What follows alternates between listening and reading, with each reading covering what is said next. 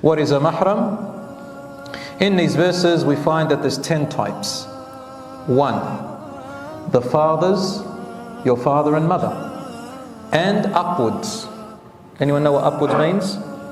Father and mother, and upwards means the grandparents, the great-grandparents, the great-great-grandparents.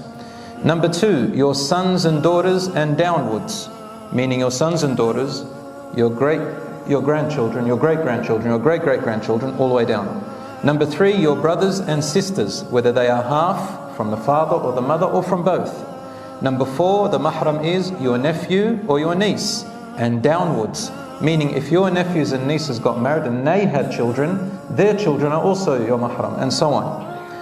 Number 5, your uncles and aunts, and your uncles and aunts, and upwards, meaning your father and mother's brothers and sisters, and also your father and mother's uncles and aunts, and your grandparents' uncles and aunts. So your uncles and aunts, your great uncles and aunts, your great great uncles and aunts, all of them are mahram as well.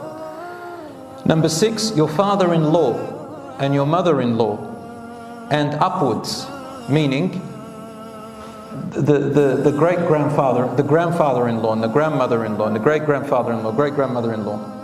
Number 7, your son-in-law and your daughter-in-law, and downwards. Your son-in-law and your daughter-in-law, obviously their children become your grandchildren. Number 8, your father's wife and your mother's husband, meaning your stepfather and your stepmother, and upwards, meaning their fathers and their mothers, and so on. And number 9, your husband's sons and your wife's daughters, meaning your stepson and your stepdaughter on both sides. And number 10, a lot of people don't know this one, your milk brother and your milk sister.